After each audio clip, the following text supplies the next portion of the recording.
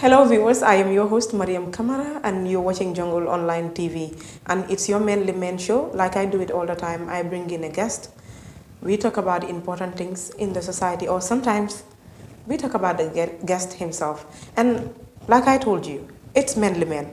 So it's something that has to do with only men. So today I have a guest in the building. But I don't want to say much. I will let the guest say hi to you guys before we get into the program.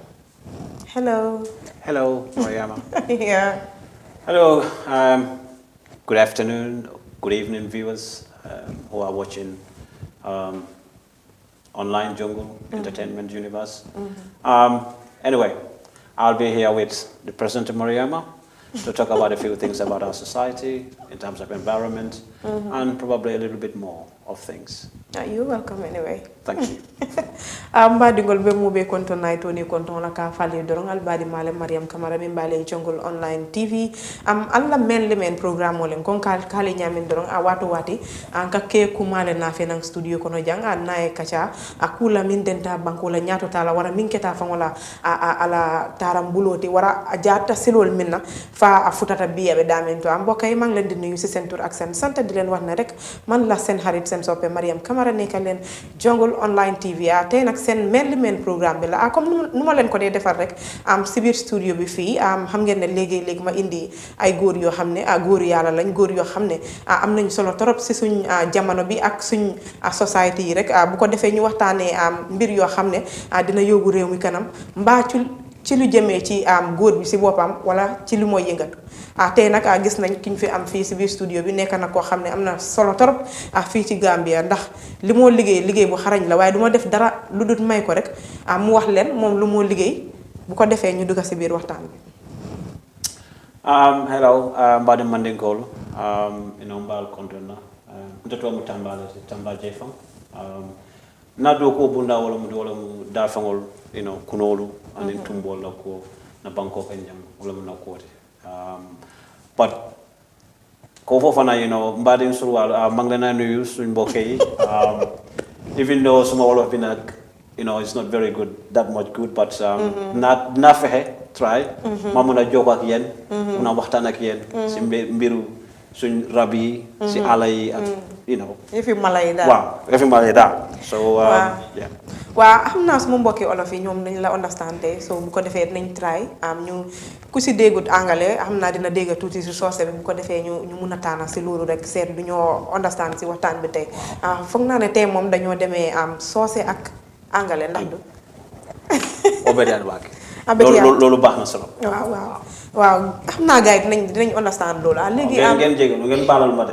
waaw amna another time suñu ci programme bi dal wolof bi tamit dina ci mëna dina set wa baax na kon dina dem school yaangi wax nit ñi né yow yaangi liggéey ci yefi mala ndax du mom nga wax waaw lolu waaw légui dinañ soppi affaire yi ci sossé Mr Tamba comme ya fo nyamen doron ebe da fe won la ko ebe dogo la wala bari yalon jani bita o da fe won la ko il faut lota dula janneto jani be futa la ko fo wonte me la fi dalé ye fam fo mbade mo le baake itele jumade okay mbade man ni kol na kamoy la ndelam Tamba Jefang originally wuluta sandule sandu kraw it's a small hamlet but apparently it's a big village now.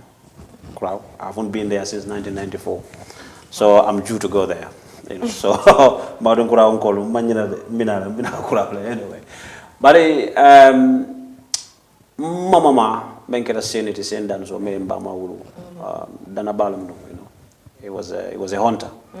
Or Berbero base and Rube send and so on, but from a hunter he become an environmentalist, Aka Kabrai Danayabula. Akanada muneke wala mnyutiko na korda nyingono ay je dada dalle ki je anim fengol every somanda nyoke sol nin kinto la ko la bonde ke di kunol la ka jol dada e kunol ke ni fura je it's just like heaven for kunol so that was one of the places na dindi yakono nga kunol je nyame and I became so fascinated with it but ndollo dinde awato kono mbamani mfama nata bondi je nata sambana kombo la me So kombola men bijelo to, kuluta wolto, menda wolto, nganna primary school kije lameng and Mandinaran school, then I went to Newsrat High School. Then from Newsrat High School, ka bring up Newsrat High School bang, af nata mumwe kaf me ko Solomon Soto Jalo, who became my mentor. And I started working with him. Bars and breakfast, it was where it all started for me. At Lamel Lodge. So you go there, you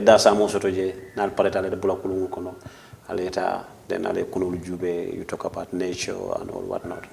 So while I was there, not a link sort of with wildlife and parks.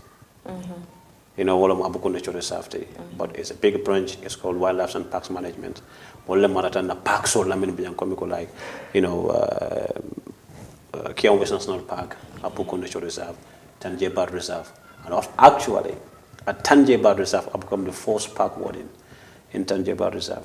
What do you mean by a park warden? What's that? A park warden or a multi-malongo, kind of like a ranger. You understand? Oh, okay. Can make sure and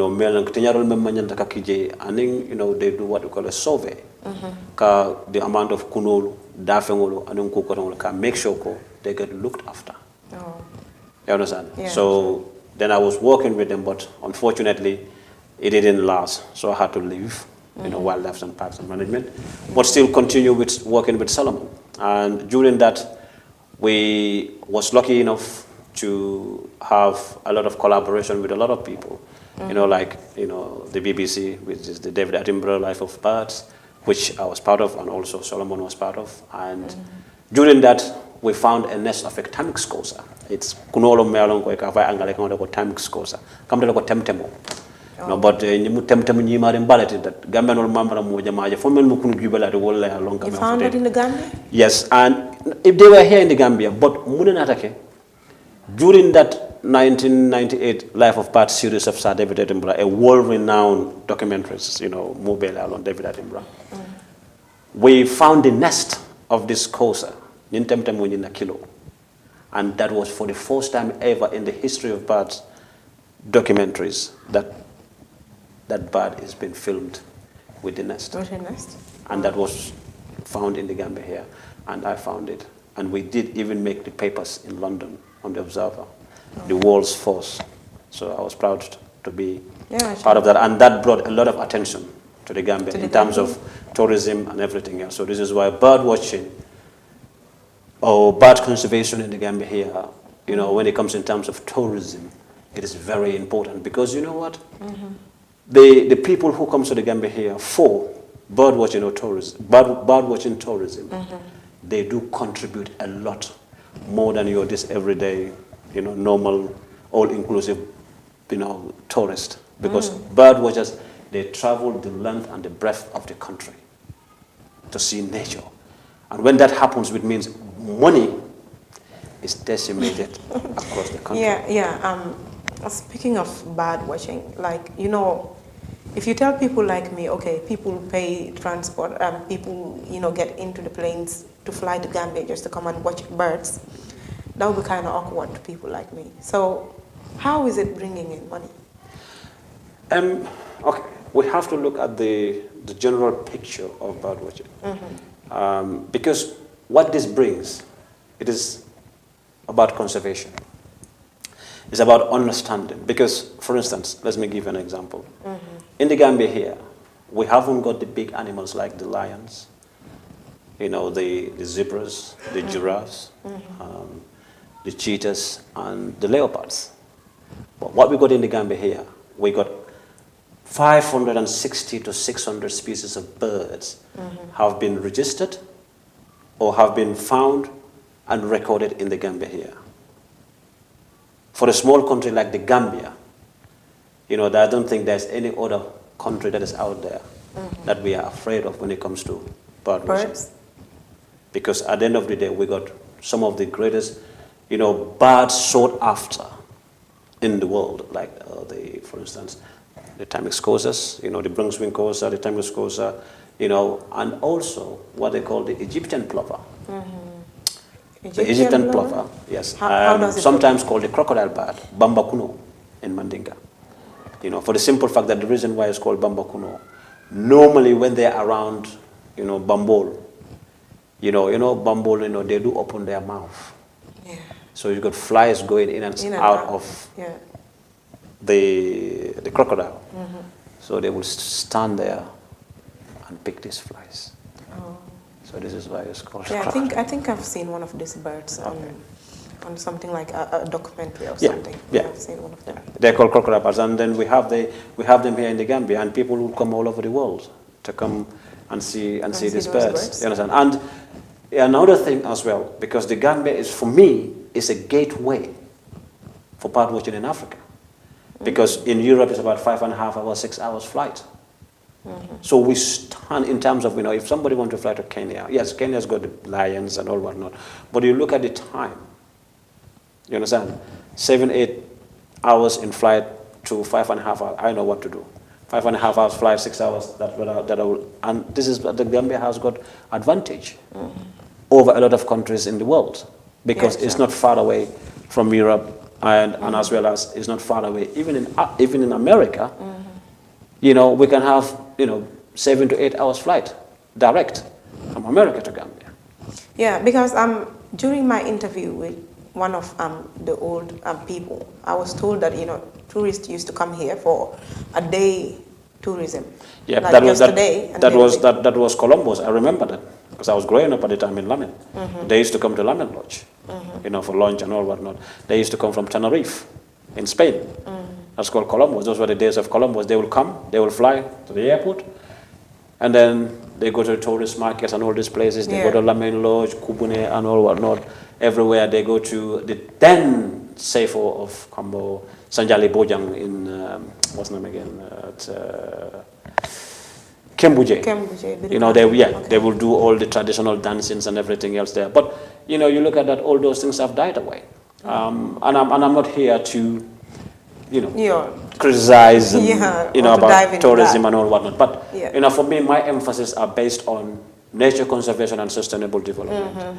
And, I think the Gambia has got a lot to offer if we are willing to take the hard decisions, in terms of nature conservation and sustainable development. We are a very small country, you understand? And the Gambia have got so much potential in terms of ecotourism in the Gambia. And, I'm glad to say that I got some very good friends in the tourism industry, especially at the GT board and everybody else. And everybody else is working very hard, to make those things come to light. You understand? How we can uplift ecotourism in our country, because tourism cannot function without nature. You understand? And then there's a lot of other things as well in terms of conservation that can create some avenues in our tourism industry, like aquatourism. We also got, the things that we can do, like the total conservation, projects in Katong, in Katong, Gunjur, and Sanyang.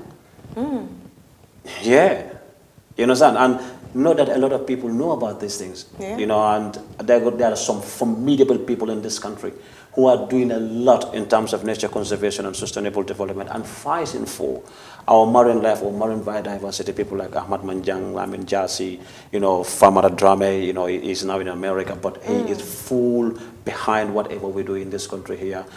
Personally, he spends a lot of money as well, to support some of the projects that we want to establish in this country here. It's not easy. There's not much enough money, but these are people who would put their hand into their pocket to help, trying to help us, some of the projects that we want to do in here, because, people want to do it, but there's not much support out there, either from the government or the NGOs at the moment. Yes, some are trying, but trust me, a lot of Gambians are out there, what I call the unsung heroes, that are doing a lot in terms of pushing, in terms of nature conservation and sustainable development in this country. Yeah. Okay. You're speaking of millions, isn't it?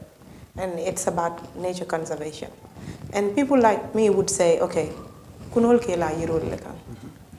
And there are trees everywhere. We have trees even out here. So I don't think we need to pump in millions. Kunol can sleep just anywhere. Yeah. So it will be kind of bizarre if somebody tell me we are spending millions pour kunol. So can you please make me understand? Yes, I mean, that's the point that you tried to make, that Kuno, Ikela, Yeah. which is true. But those Euro have to be protected. You understand?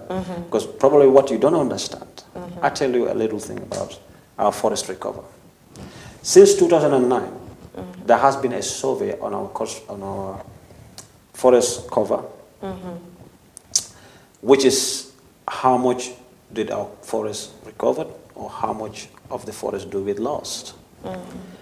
And in 2009, yeah, 2009, I think, if I'm right, or unless I get corrected anyway, but I'm sure it's 2009. The Gambia has lost 97,000 hectares of our forest cover. 97,000 hectares? Yes, of our forest cover. How did we lose that? Exactly. Because you know what? People are cutting down trees. They got chainsaws. Yeah. Our blood trees na kembol beboile. Na jalol ye beboile. And we don't even realize that we are damaging this. So I'm telling you, you can go and cross-check it with the forestry department or whatever.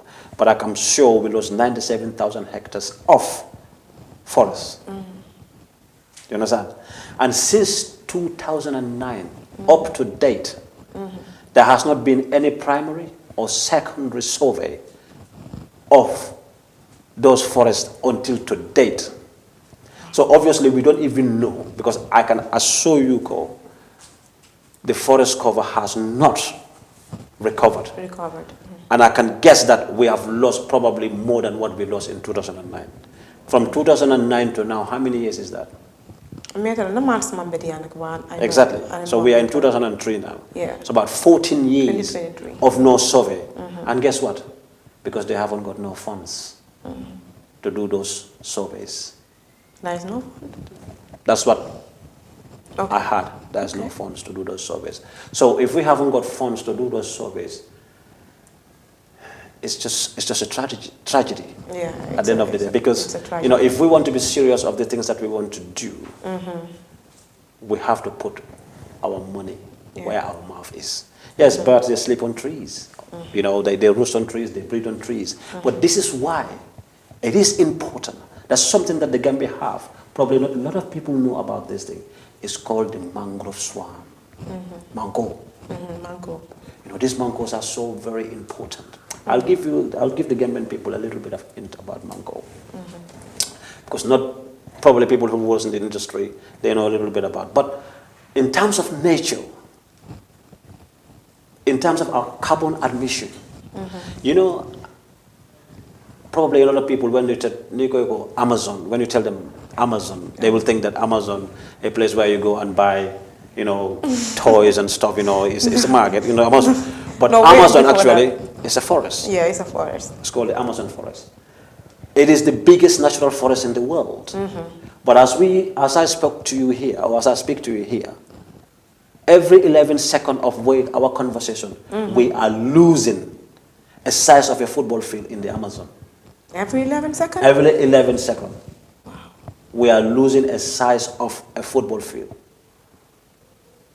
in the Amazon. So it's unsustainable. But that is the thing. The second biggest vegetation, natural vegetation in the world is what? Mangrove swamps.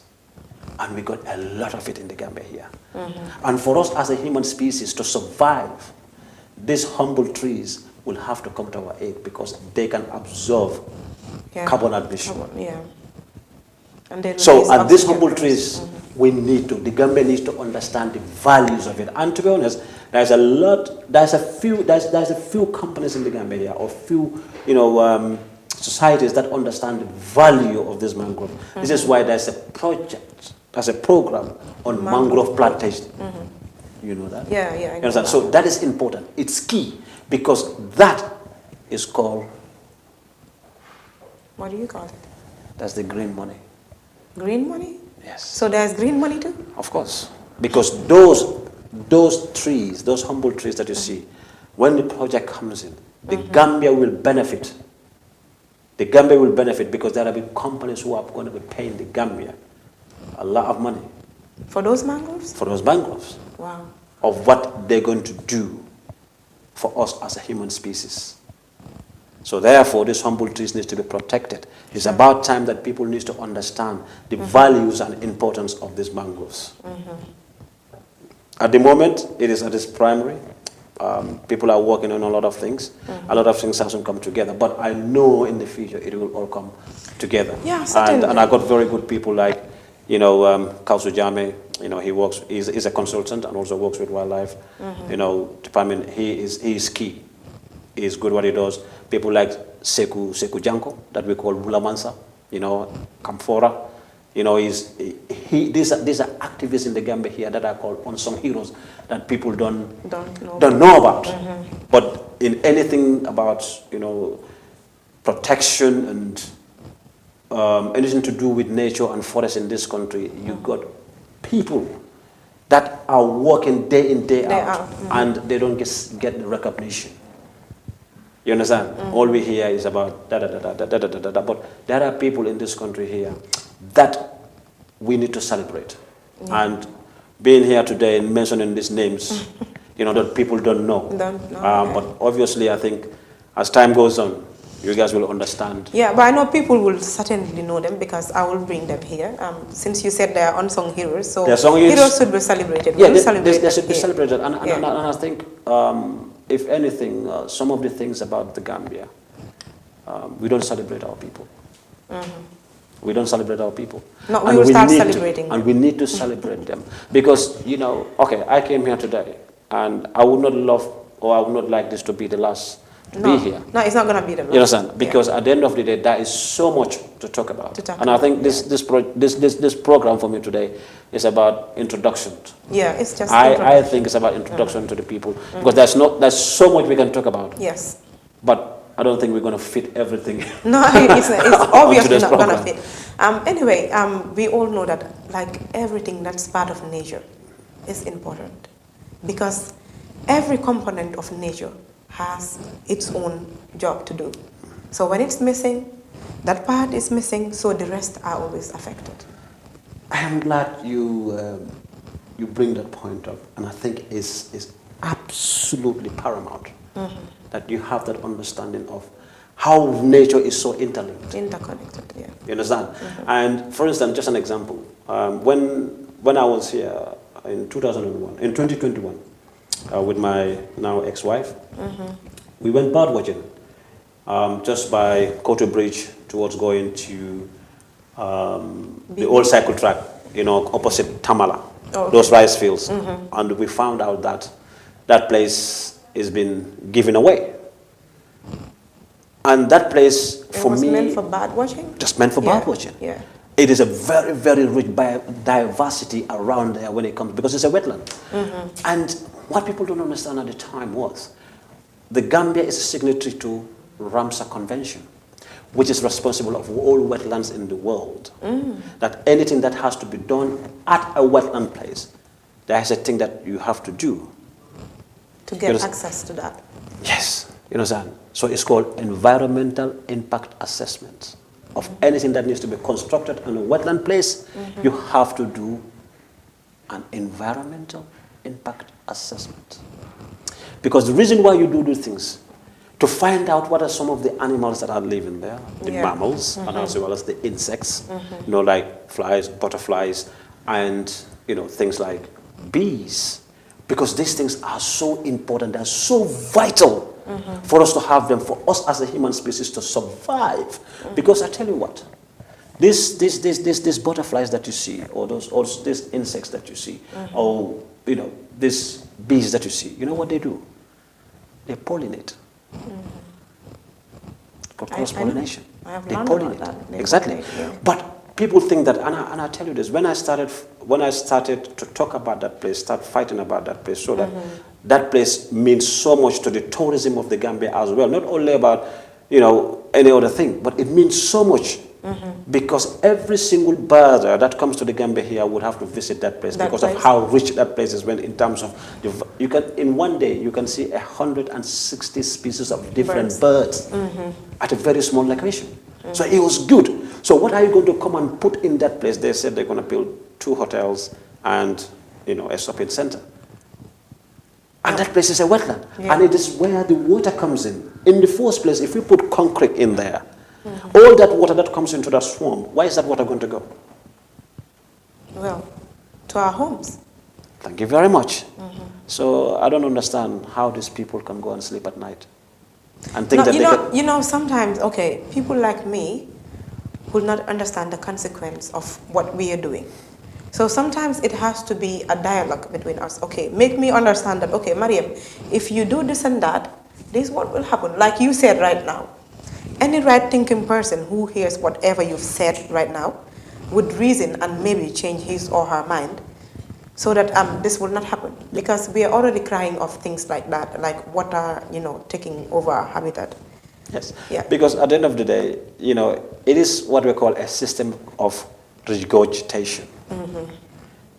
Because if something goes so much and it can't fit in, what's going to happen? It's going to come out. Yeah, sure. So if they put concrete in that place, the water can't go in there. Where's the water going to go? It's going to go back to the people. So our homes, it's going to be floats everywhere. We've seen it for the past few years, what is happening in the Gambia here. Because we are putting in so much concrete jungle that we don't have ways on how our water is going to go. It's going to go. So this is planning. Anyway, much of that, I don't want to be talking about physical planning and all that. It's about nature. It's about nature. So, but for me, it's important. Yeah. And not only birds and animals, but these insects are so important, so vital. Because these are what I call, well, not what I call, this is what science calls indicators. Indicators? Because they can tell us where we are. And I tell you this, there's a research been going on. Yesterday I was reading through something, it tells me, since records have begun, this year, 2023, is the hottest for more than 14,000 years. Yeah, I believe we have realized it individually. You understand? Yeah. Because it's hot. This is called global warming, climate emergency. You understand? But what are we going to do to mitigate that is so important and is so vital. And I tell you something, I'm pleased to be here today.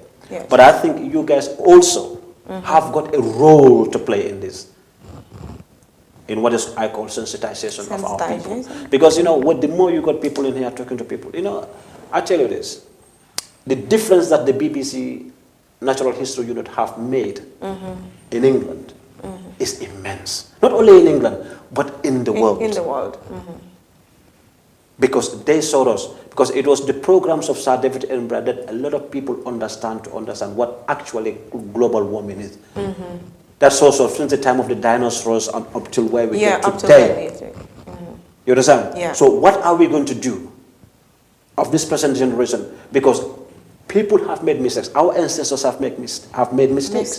So, but what are we going to do? Realizing those mistakes, I don't want to die and make the same mistakes as my ancestors have done. I want to leave a legacy. And in this legacy, in doing that, I want to contribute and do my part when it comes to nature conservation and sustainable development in this country. I've never seen a wild lion in my country. I've never seen a wild... Have we ever had lions in the Gambia? Yeah, there was lions roaming the length and the breadth of this country. Okay. Leopards, cheetahs, zebras, giraffes, elephants. And they all died? They all died. And some ran away? Yeah, and some ran away in the southern part of that, Nyokolokoba, because the Casamas and the Gambia used to be the same kind of until the demarcation boundaries of the French and the English. Yeah, sure. So, you go to Nyokolokoba now, there are lions in there, there are hyenas in there, there are, jackals in there, So, at the end of the day, we have to do something. We have to do something. We have to come together, get the people. I mean, we are so fragmented. A lot of people want to do a lot of good things in this country in terms of how we protect and do things and preserve our nature in this country. But I think we are so fragmented. I think, all these organizations, all these people, we have to come together to build a consensus for our country. And when I talk to people, I don't see you, I don't see me, I don't see him. What I see is my country. Yeah. Not what my country can do for me, but what I can do for my country. Sure. And this is the reasons why I left my lovely life in London. In London. To come to and you Gambia came here to Okay. do something, to All right. leave something for the future generations of, mamaringol ning Imuringol ni wolfana mamari. Yes. Okay. Anyway, Mr. Tamba, kachadi atabake, but I have just 2 minutes left, and I will let you do whatever you want with that 2 minutes before we leave the studio. Okay. Say bye, or you decide what to do. Yes. Thank you very much, Mariama, for letting me to be on this program. Manly men, whatever it means anyway. But I've got my soft side anyway. You know what I mean? I've got my ladies' side as well anyway. So, but no, there is another one for the ladies as well. okay. No, what I mean by I've got my softer side. Not, you got your softer side? I know you That's guys my cannot ladies' go side. without us. Exactly. So you must have a soft side. So what I want to say to the people, I'm grateful. It's wonderful to be here, and I hope this is not going to be the last time for me to be on this program. Not only me, but I can bring some more other people to put more emphasis on other aspects of what we do in the Gambia here. And nature conservation and sustainable development is the way forward, and also in terms of ecotourism in the Gambia here, it is paramount. And whoever is watching this program, hey, reach out, because at the end of the day, there's so much that we can do together in this country when it comes to nature, conservation, and sustainable development. No tree, no life. No water, no life. So please, I'm going to ask every individual in this country, for all of us, if we can all plant 1 tree every year or 2 trees every year, we will see the results. So thank you very much for watching. Anyway, Gambia, no tree, no life. Those are the words of Mr. Tamba. We have finally come to the end of the show. Just to remind you that you were watching Jungle Online TV, and I'm your host, Mariam Kamara, and it's your Manly Man show. Please do not forget to subscribe in case if you don't, and please continue liking our programs. Ambadi ngol mba falale baraka me danale janne bi fo wati koten doron ka fali alnal badi malanu Mariam Kamara mi mbale Jungle Online TV a nalun tangole ketanun tambati doron atele o kachaji di make jang mba falale doron naturellement subscribe al kana nyina al subscribe please be pare benna mol nimbara la mi yatina al benyum programme di majibe kan anteni Mr. Tambala programme o min ketan molti mi be control room to Mr. Cisse Alfred anin Nadino Aissatou anin cameraman o fana min keta barista ti dorong dia je benna esri ñam ñi si ñimma be etol le ka fentindi dorong fo wati ko ten dorong mbokay di len jaajeufal rek ci sen setan bu rafet di len wax ne rek yerang don setan Jungle Online TV anda ci sen xarit Mariam Kamara ci sen Manly Man show bi di len wax ne rek su fekke subscribe len subscribe len please ñaan na len su fekke tamit do len de like programme bu len de faté like button bi click len ko rek ñu dem di jaajeufal ñi nga xamne ñom ñoo tax ngeen di setan programme bu neex bi rek ñi nekk ci control room bi di Mr. Cisse Alfred ak Aissatou Nadino taxi tamit di jaajeufal ki di suma cameraman bi di barista Sané bu dul ñom tay yeen ngeen setan programme bu neex bi di jaajeufal ki nga xamne moy suma gan bi tamit di Mr. Tamba rek mom mo def waxtaan ju neex ju rafet bu waxtaan nga xamne mo ñoo njëriñ suñu askan wi ëllëg ba beneen bés bu ay ci programme bi